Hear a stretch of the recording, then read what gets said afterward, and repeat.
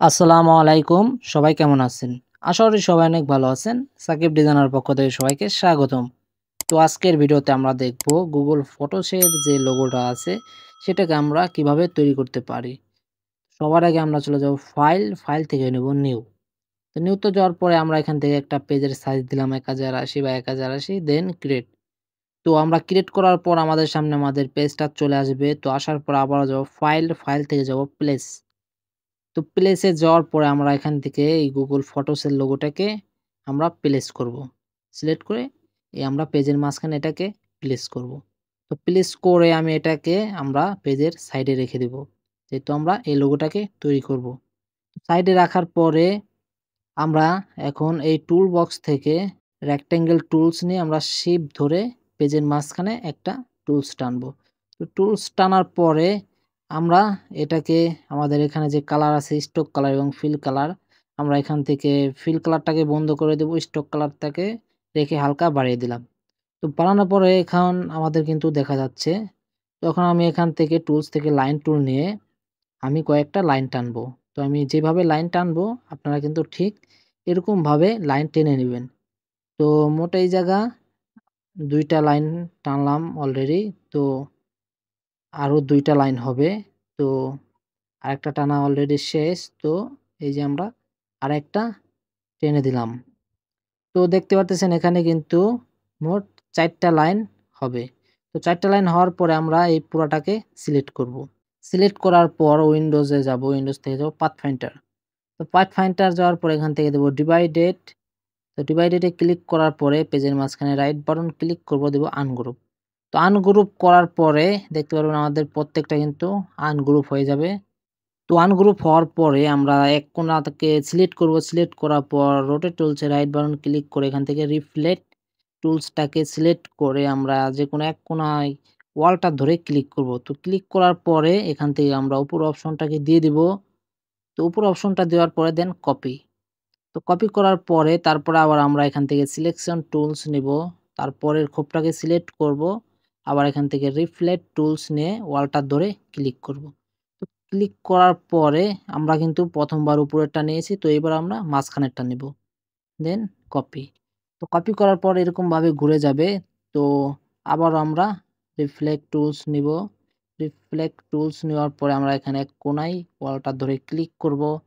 Click করার পরে এখান থেকে আবার আমরা প্রথমটা নিব, তারপরে কপি। তো এখানে ২ টা অপশনে থাকে। তো আমরা একটা সময় নিচেরটা মাঝখানেরটা নেব, একটা সময় উপরেরটা নেব। তো এখান থেকে আবারও রিফ্লেক্ট টুলসটা নিচ্ছি। তো নেওয়ার পর এখান থেকে ওয়ালটা ধরে এই কোণা ক্লিক করব। ক্লিক করলে এই অপশনটা আসবে। তো এখান থেকে উপরেরটা এবং নিচেরটা দিলে আমরা দেখতে পারবো আমাদের অ্যাঙ্করটা কোন দিকে রয়েছে। তো সাজানোর পরে আমরা এই পুরাটাকে সিলেক্ট করব। সিলেক্ট করার পরে এখান থেকে নিব shape builder tools. Shape builder tools নেওয়ার পরে আমরা এখান থেকে এক এক করে আমরা এই ২ টাকে প্রত্যেকটাকে জয়েন করে দেব। তো আমি যেভাবে জয়েন করছি আপনারা কিন্তু এইভাবে জয়েন করে নেবেন। তো প্রত্যেকটা ঘরে একটা করে ক্লিক হবে এবং আর ২ টা করে জয়েন্ট হবে। তো আমি যেভাবে জয়েন করলাম আপনারা কিন্তু ঠিক এরকমভাবে জয়েন করে নেবেন। তো জয়েন করার পরে আমরা পেজের মাঝখানে বসালাম। তো এবার আমরা একটা আইকনকে ধরি। ধরার পরে এখান থেকে আইড্রপার টুলস নিব। নেওয়ার পরে আমরা কালারে ক্লিক করব। তো তারপরে আমরা দ্বিতীয়টাকে সিলেক্ট করব। সিলেক্ট করার পর এখান থেকে আইড্রপার টুলস নিব। তো আমি ২ নাম্বার কালারটা দিয়ে দিব। তো তারপরে সেম আমি ৩ নাম্বারটাকে সিলেক্ট করব। এখান থেকে আইড্রপার টুলস নিব। আইড্রপার টুলস নেওয়ার পরে কালারে ক্লিক করব। তো ৪ নাম্বারটাও কিন্তু ঠিক এরকম আমার এখানে যেই কয়টা আইকন আছে আমাকে কিন্তু সেই কয়টা আইকনকে সিলেক্ট করে এখানে কালার মেইনটেইন করে আমাকে আইড্রপার টুল দিয়ে কালার দিয়ে দিতে হবে। তো আমি কিন্তু সবার আগে কিন্তু এই যে Google ফটোসের যে লোগোটা আছে এটাকে কিন্তু ডাউনলোড করে নিয়েছি। তো আপনারা কিন্তু এটাকে ডাউনলোড করে পেজের মাঝখানে আনবেন। আনার পরে এরকম কাজ করার শেষে আপনারা এরকমভাবে আইড্রপার টুলস দিয়ে সিলেক্ট করে কালার দিয়ে দিবেন। তো আমার কিন্তু অলরেডি এই যে সিলেক্ট করে কালার দেওয়া শেষ। তো কালার দেওয়ার পরে আমরা এইবার দেখতে পাচ্তেছেন যে এটার মাঝখানে একটা স্টার চিহ্ন আছে। তো স্টার চিহ্নটা দেওয়ার জন্য রেক্টেঙ্গেল টুলসে রাইট বাটন ক্লিক করব। এখান থেকে স্টার টুলস নিয়ে পেজের মাঝখানে একটা ক্লিক করব।